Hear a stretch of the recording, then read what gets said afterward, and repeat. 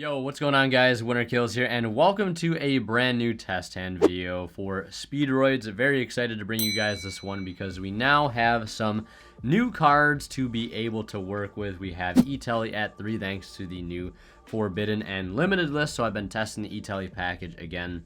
Still on the fence about it. I'm really, as it stands, not too big of a fan of it, and I'll explain why in a little bit. And also with the release of Grand Creators, we now have access to the Wandering Griffin Rider, allowing us to make Baron de Fleur that much easier, being a very, very good and versatile level 7 wind extender. So a lot of stuff to talk about in this one, and we'll see what kind of boards we can make through suboptimal and optimal hands. And before we get into our first test hand, I'd like to show you guys some of the new things that Imperium Duelist has come out with recently. First being their new Demon Slayer themed over sleeves for double sleevings. Personally, I like the water sleeves a little bit. Got one on my field center here because it's all dripped out. So, I mean, it made sense to have the water field center on there. And their Pegasus sleeves are also now available as well. I mean, just look at this beautiful packaging. Sanctuary of the Sky on the back. And these are their all-white tournament-ready sleeves. I've been using these for a couple months now, and I gotta say they're my go-to sleeves. I love them a lot. So if you guys want to pick any of this amazing stuff up, definitely look no further than Imperium Duelist. Link to the site in the description, as well as a discount code, WinnerKills10off, that you guys can use at checkout to save 10% off your entire order and support the channel in the process. And also, don't forget to check out the affiliate links I have to TCG Player and the Coldest Water at the links below. Anytime you guys shop and check out using those links, a small bit of the revenue from your purchase will go right back in the channel and helps out a ton. So with all that out of the way, let's go ahead and dive into some Speedroid test hands in the new format post Grand Creators. Alright, so before we get started, we're just going to shuffle the deck just a little bit so, it doesn't look like I stacked my opening hand or anything here. Keep everything legit for you guys. But yeah, we got a lot of stuff to talk about. Specifically talk about the pros and cons of the E-Telly engine and my ratios. And I also know a lot of people are going to wonder, if a deck profile is coming out. And yes, there will be an updated Speedroid deck profile. I just want to test the build out a little bit more because I don't know if the E-Telly package will earn a spot in the deck, to be totally honest. And speaking of E-Telly package, double E-Telly in the opening hand. So yeah, I am currently playing 43 cards, and the reason I did that is because with the E-Telly package, you do have to play some bricks in the deck. You have to play the Nian, the Pilica, and those are definitely cards you don't really want to draw. Yes, you can do things with them if they're in your hand. You can discard them off things like Wheel. You can even normal summon the Pilica to act as like a pseudo double yo-yo, right? But kind of a worse double yo-yo, if you will, but it does add some inconsistencies, and they're only normal summons because there's only like one way to get them out of your hand without E-Telly, and that's normal summoning, if you want to get them onto the board anyways. Yeah, with how many normal summons we're already playing, that kind of creates some consistency issues. So with this particular hand, I'm going to go ahead and... What do I want to do with this particular hand? I'm going to go ahead and actually normal summon the Tekatomborg. And we'll activate Tekatomborg's effect. And we're going to summon out Duke. And then I think now we're going to E-Telly. Now we're going to E-Telly and we're going to bring out Nian. Yeah. And this is also another reason why I want to play multiple E-Telly targets. Because I know technically I don't have to play both Nian and Pilica. But I feel like with E-Telly being at 3... the odds of me seeing 2 or more in my opening hands is definitely a lot more likely than it was in the past, playing just the 2. So I don't want to create a situation where, what I'm in right now, where if I use one E-Telly and I only play one target, then the other E-Telly in my hand is just dead. So we're going to go ahead and link these now into Rubber Band Shooter, since there's no other play. Maybe we could Synchro 6 if we wanted to, but doesn't seem really too good of an idea. And now from here, we have 2 options. We can either banish the 6 to reveal Hound and Terratop, or we can banish the 5 to reveal Marble Machine and Terratop. And I think I want to go for... I think I'm going to go for a 5 here, just because I like getting access to Marble Machine. Because, if we get Hound right now, I'm just trying to think of, worst case scenario. If I get Hound, I guess it's not worst case scenario, but if I get Hound, what am I going to do with the Hound? I'm not going to send another Duke. I'm probably going to send a Duplicate. I'm going to summon the Duplicate, then Synchro for Cork Shooter, and then I could probably chain Nian to the Cork Shooter summon, summon the Nian, and then that'll add us Wheel. And I really don't have any good discards in hand for Wheel, so really don't want Hound right now. So I guess that sort of justifies my thought process here. So we're going to reveal these two. And then we're going to go 1, 2, 3, 4, 5, 6. And we land on a 3, so we get the Marble Machine to our hand. The Terror Top goes to the grave. Obviously, the better outcome here. Some people might think that getting the Terror Top is better, but I personally like, if I have Recovery in hand, getting the Marble Machine to my hand, because I can bring back the Terror Top later as a backup plan if we get hand trapped. So now we're going to use our additional normal summon here, and we're going to go ahead and search a copy of Tekatomborg. Because remember, we normal summon Tekatomborg at the start of this hand. So we still have yet to special summon Tekatomborg. We can only special summon Tekatomborg once per turn. No matter how you special summon it, whether it's off of Wheel, Recovery, or just using its effect in hand, you can only summon it one time. So now what I'm going to do is spec out the Tekatomborg. And I think here it's safe to go ahead and bring out Nian. And then we can go ahead and use Tekatomborg to summon out Fukimoshi Piper. And we could chain E-Telly to the Piper, but I do not want to get super greedy and, you know, really lose heart to Nibiru. Because with this other E-Telly and this Recovery in hand, if we get nibbed, we can still make, I think, a Shen. So now we're going to go ahead and cut the deck here, and we're going to reveal 3. See what we can get. We have a Car Turbo, a Imperm, and Ash. I think I'm going to go with the Ash here. And then we're going to go ahead and put those to the bottom. Sorry, I bumped the camera. And now we can go ahead and Synchro into Hagoita. Or we could Synchro into Charge Warrior. And then go into a copy of Baron if we Duke back the Piper or Recovery it back. Just trying to think about what I would actually prefer more. Because if we go for a Hagoita here, we can go and actually burn the E-Telly to bring out Pilika. Pilika brings out Duke. And then we can go ahead and Synchro the Hagoita and the Duke into Crystal Wing. And then we have the leftover Pilika on board, which we could then Recovery back the Duke and make a Charge Warrior and then make a Baron. I believe that's how that could all work out. So yeah, let's do that. This is going to get banished via its own effect. This is going to go to the extra deck because those Pendulum cards, they just don't like the graveyard. I mean, just trying to think, does this play into Nibiru a little too much? Let's see here. Because if our opponent knows anything about Crystal Wing Synchro Dragon, if they know that card exists, they see that right now, we can actually go ahead and get Nibiru. And this looks like a pretty good Nibiru. I mean, like, there's a lot of stuff on the field. But if they do Nibiru us, we still have a good backup plan. And that backup plan is just to go ahead and bring out the Duke again with the Recovery and then summon Hagoita, make Crystal Wing. So we still have a good backup plan, even if we get hit with the Rock here, especially since we have, you know, the Duplicate and the Ashnan. So that's 3 interruptions already. So here we're going to go ahead and Synchro. But if they don't have the Rock, right, we get a Crystal Wing here. And then we can go ahead and Recovery out the Duke. And Synchro 6 into Stardust Charge. And Stardust Charge will allow us to go ahead and draw 1. And see what we draw. We draw another E-Telly. Okay, so I mean, we've seen all 3 E-Tellys at this point. We guess we can't complain about seeing, or it being dead now at this point. And then we're going to go ahead and Synchro into Baron. Just like that. I usually like to keep, like, I know I'm like half playing around Lightning Storm here, but like, for some reason I don't like leaving Crystal Wing in defense position just because of his Battle Phase effect.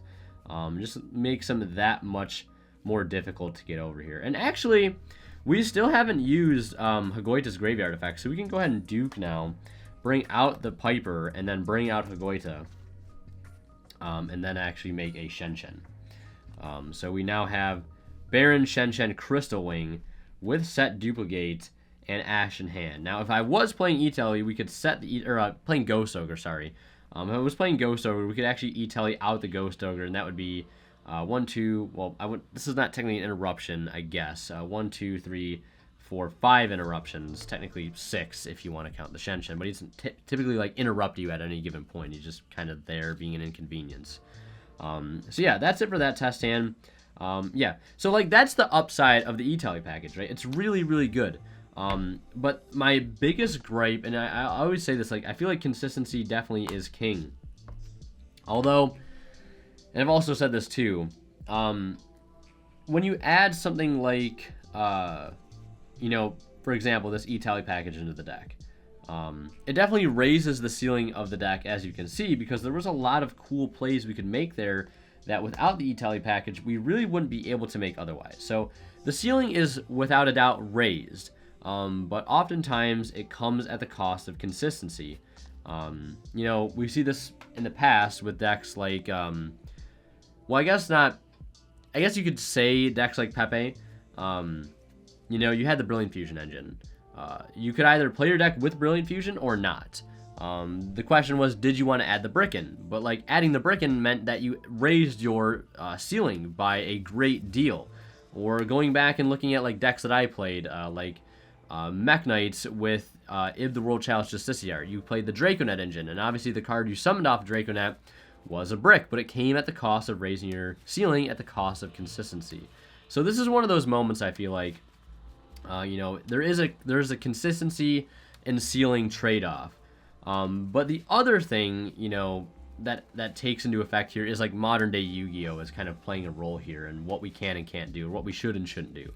And what I mean by that, I'm going to do a quick pile shuffle here.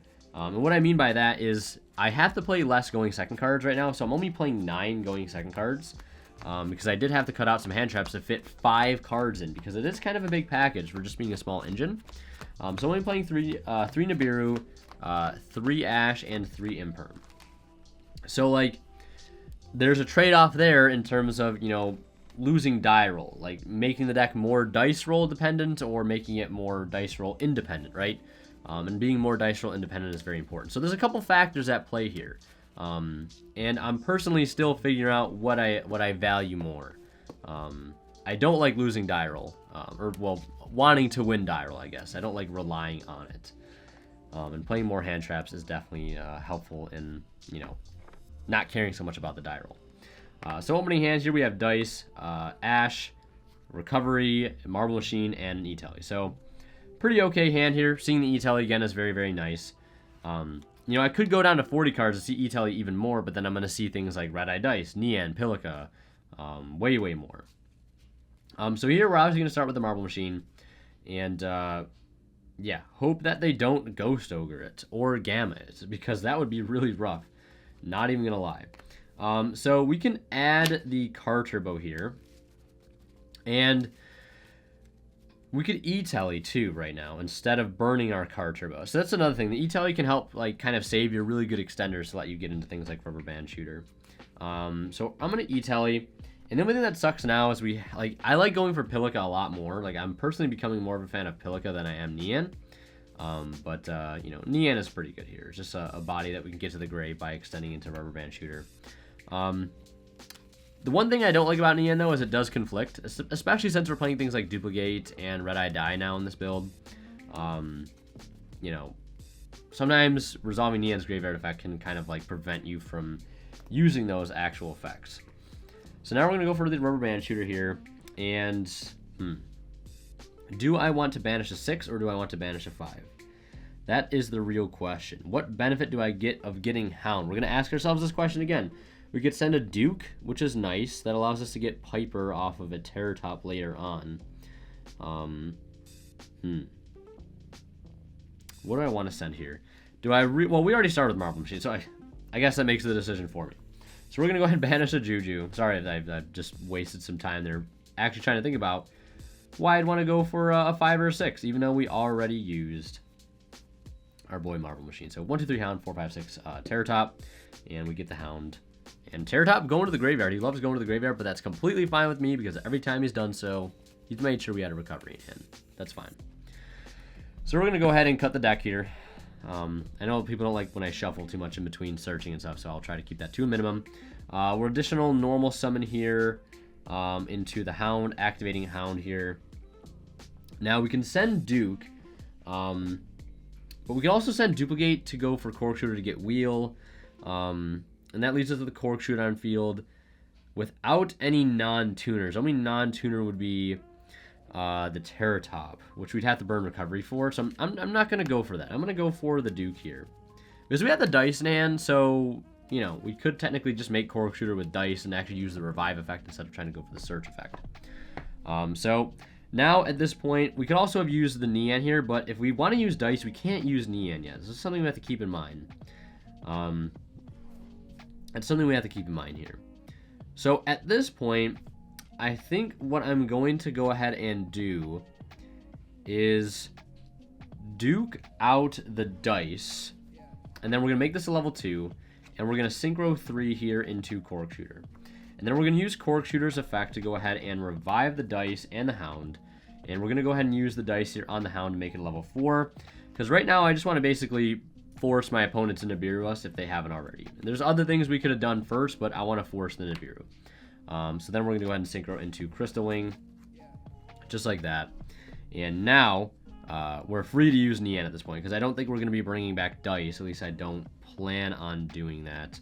Now we're going to go ahead and recovery out the Terratop. We haven't used Tekatomborg yet. That's really strong at this point. We'd also chain block our Terratop here if we really wanted to by chainlink 1 Terratop, chainlink 2 Neon. I think that's exactly what I'm going to do. We'll add the Tekatomborg here. And what else we got here? Nothing else in grave really to work with. We already used our Duke, so we're just going to go ahead and tag into Piper here, and then we can make Baron Charge Warrior. I think that'll work out just fine. We don't even need to use the Car Turbo in hand, which is really nice. And I am going to take a time to shuffle here just so we can get a random Excavate off the top here for 4. And then we're going to go 1, 2, 3, 4. Well, we already have Ash in hand, and there's really no reason in taking a second Ash. Unless maybe we knew we were playing against something like Eldritch, and we want to make sure we always are strapped with the Ash for that Sanguine. But I am going to take the Marble Machine for a good follow-up for next turn. And then we're going to go ahead and Synchro 6, since this is treated as a tuner currently via its own effect. And then we're going to go Chainlink 1 Charge Word, Chainlink 2 Neon. And what do we want to put back into the deck? Probably Juju, just because being able to recycle the Synchros is very, very nice. That's another positive about that E-Tele engine, is being able to recycle some of your good Synchros back. And then we draw into Nibiru, I'll take that. And then we Synchro 10 into Baron, just like that. We haven't used Tagoita yet, have we? No, we didn't, because we diced out, or Cork Shooter out the Dice and Hound, and then made Crystal Wing there. And then we recovered out the Terratop, that brought that out. So we can actually just spec the Car Turbo here, because I don't think we've used Car Turbo yet, because we used E-Tele to help us get into Rubber Band Shooter instead of burning the Car Turbo. So we can make a second Crystal Wing here, just like that. So I know having Nib going first sometimes is a little rough, especially in a hand like this, but this is kind of like a last resort. If they completely clear our board, we're going to nib them. We also have the Ash. We have a 5 interruption board here. Very, very nice. So E-Tele is looking pretty nice right now. I don't think I've mentioned this yet, but I will be actually going back to locals for the first time in like a month and a half today, and I'm very, very excited for that. And I am going to play this build. I was going to try to play not E-Tele in the build today and just go back to 40 cards, kind of how it was in the past, but I just want to keep testing the E-Tele stuff, because I still think it's pretty good. As you guys are seeing, it's very, very okay. Sometimes even a little bit above average. I just dropped a card. Please hold. Also, another thing that I've been doing this format is changing up my side deck. The side deck has definitely changed up a little bit because Phantom Knight is a huge issue. If there are any other diehard competitive Speedroid players in the comments, you know that, or maybe you don't know or haven't come across it yet, but Brave PK or Adventurer PK, not Prank Kids, well, I guess Prank Kids too, but Phantom Knight is a very, very tough matchup. In fact, even before the Adventurer stuff came out, even before the ban list, like, Phantom Knights has just always been a very tough matchup for this deck. And I had to change my my side deck to kind of reflect that. So I am playing Lancey, and I did decide to cut the Gammas that you guys know I've been on. And here we've opened up a really nice hand too. Love seeing Terratop, can't complain. So we're going to go ahead and add a copy of, we'll add Tekatomborg here. I'm trying to think if we can do sort of a anti-Nibiru play. What do we have in hand extender-wise? Well, we can go ahead and do this. This can add Car Turbo. And if we summon the Tekatomborg, see, we're kind of short at least one extender here. I mean, I guess actually, you know what? Hold up. I'm completely missing something right now. I'm completely missing something. We're gonna go back. I don't know why I forgot this. We're gonna spec the Terratop, and we're still gonna search that Card Turbo. And then we're gonna normal summon the Tetherwolf. I don't know how I completely this like went over my head. I just missed like enhancing Nibiru play right here. I was trying to go for a different route where we make Crystal Wing before we make Rubber Band Shooter, but this route is also just very good. So that's 1, 2, 3, 4 Synchro Baron because the token is making the Tetherwolf a level 7. And where is our Baron? Summon that in that far zone, and then we'll go ahead and link these off into a copy of Rubber Band Shooter. So saved, almost made a completely suboptimal play there. And now we can go ahead and use this effect. I mean, we already have a normal summon in hand too. And this is a good spot too, like, this is where if our opponent were to Imperm, Ash, Veiler, etc., our Rubber Band Shooter would be fine. Well, if they were to Ash, it would be okay. Because then we could just additional normal Marble Machine and use that other effect. But I want to go ahead and banish a... I feel like if we did Hound here, this could be kind of nice. If we did Hound, Hound and Duke could be cool. Maybe we could do a 7 Hound and... This is one of the more difficult parts about playing the deck, is like this specific spot right here, because you have two options, like, what if I get this? What if I get this? You know, what's the play if I get this card or this card? We already used Terratop. We already have Marble Machine in hand.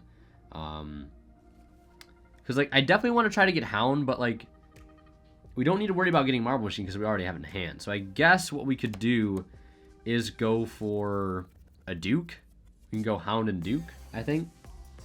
Yeah, let's try this. Because if we get the Hound to hand and we get the Duke to grave, like, that's just a free body, essentially. And if not, you know, we just have the Marble Machine in hand already to be our optimal normal summon.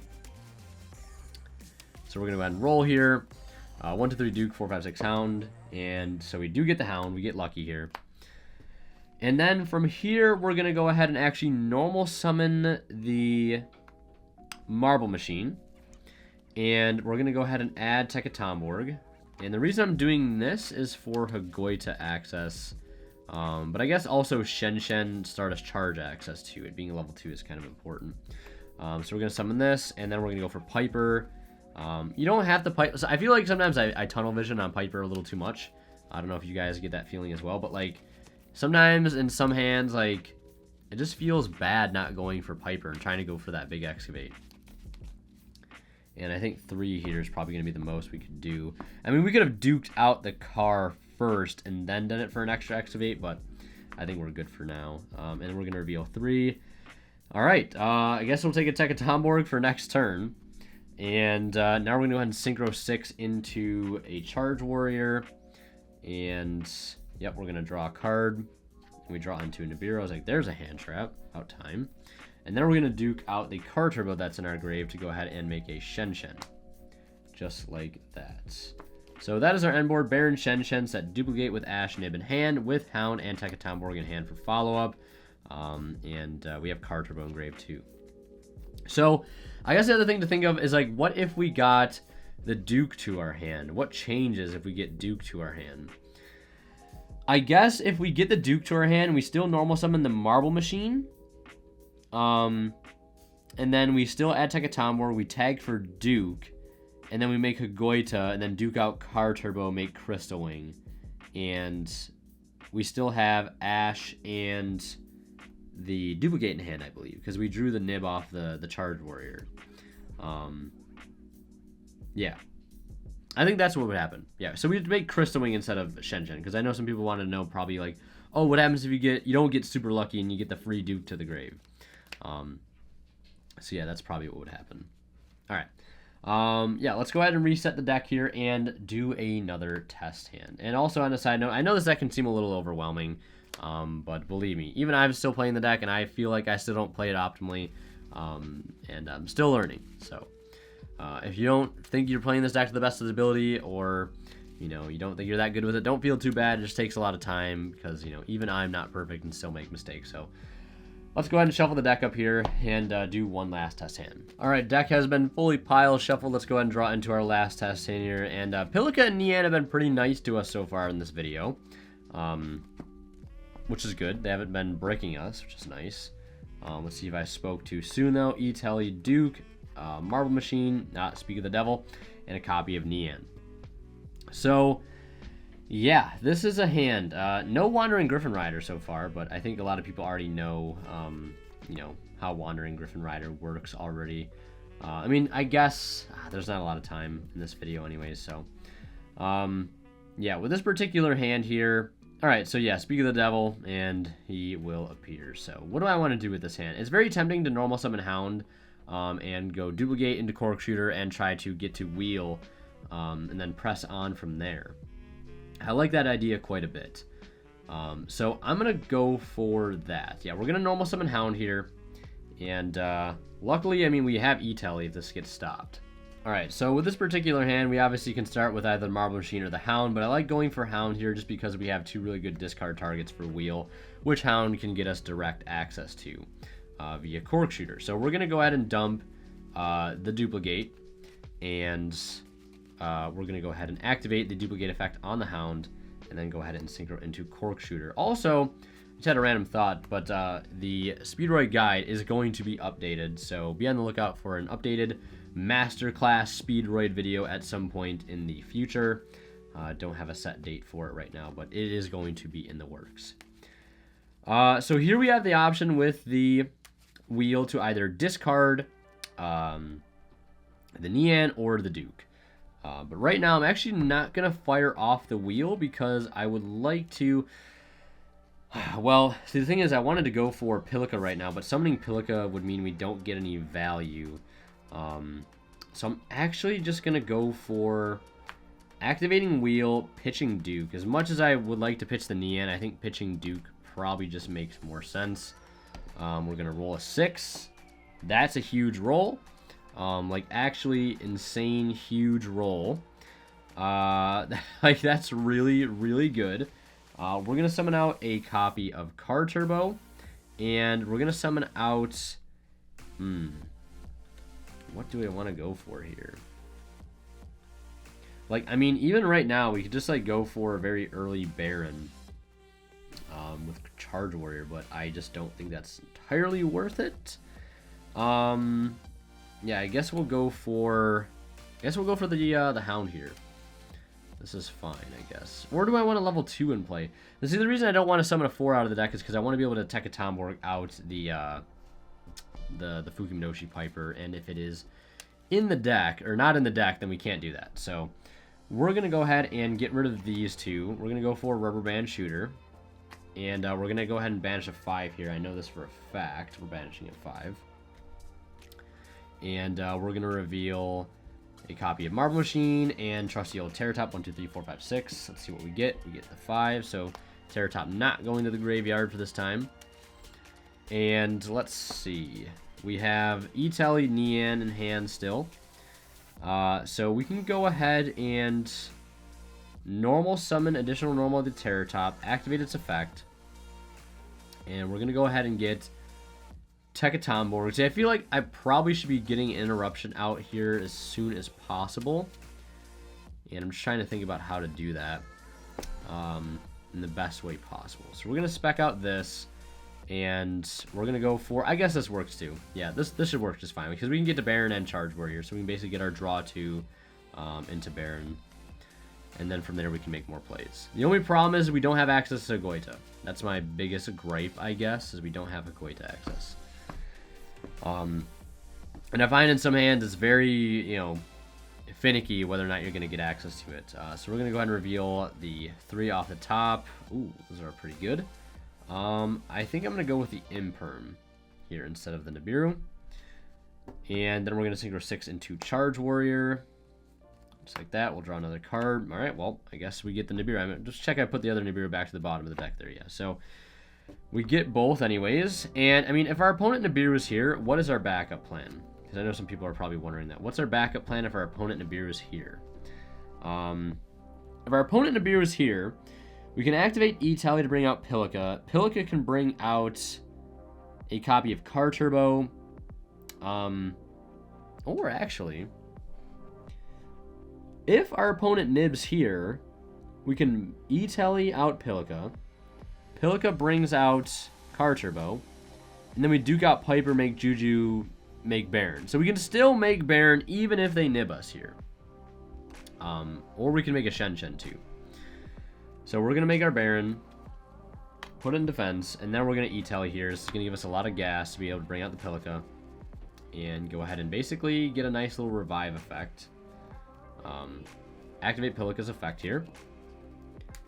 And we're going to go ahead and revive any tuner in the grave. And what do I want to revive exactly? So yeah, maybe going for Dice and playing off of that wheel could have been the move possibly, because I think getting Dice here would have allowed us to have access to Hagoita, because we could bring out per se this and then Duke out the Dice, make this a 5, or make this a 2, not a 5. Synchro into that. I don't think it would have made too big of a difference though, to be totally honest, because we have to use Duke all together here. So we're still going to bring this out. And then we're going to Duke out a copy of... Yeah, I mean, we're going to have to Duke out a copy of this. And we're still going to have to go ahead and make the Juju. And still going to have to go ahead and make the Shen just like that. We did have to waste a Juju, which is unfortunate. But like, I'd rather end on a Shen than no Shen. Yeah, I think that probably would have been the best case scenario there. Or, well, no, I was going to say, could we have made a Crystal Wing there by using the graveyard effect of Fukimadoshi Piper? Because we could have brought that out, made maybe a 7, and then use that to bring that down to a 5. Yeah, actually, hold on. This is, okay, so this is a cool play we could have done as well. Maybe Shen's not the call, right? And we get to save our Juju, too. So Pilica goes ahead and brings out Piper, and then we Synchro 7 into Clearwing Fast Dragon, or whatever, again, whatever flavor level 7 Synchro you're on. Then we use Piper's Effect Engrave to make this a 5, and then we go ahead and burn our Duke here to bring out a 3.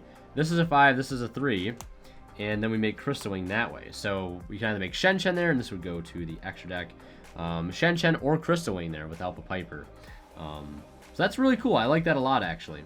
And then next turn, we can use Nian to help get back, you know, our Piper eventually into circulation. So yeah, I think that's a pretty good way to go ahead and wrap up this test hand video. It was a little long, but you know, I do like to go in detail, and I will try to remember to put these videos into this particular video into timestamps, hands 1, 2, 3, and 4, however many we played. But thank you guys so much for watching. Let me know what you think down in the comments below, and if you want to see more of my content, click on one of the videos popping up at the bottom of the screen right now. And as always, Winner Kill signing out. We'll see you guys in the next one. And like always, a huge shout out goes to our Divine Level channel members, and they are Tweeter0226, Ponystar, Cadillacs84, Key Sigers, and Black Ninja Money. Thank you guys so much, as always, for your extremely kind support of this channel.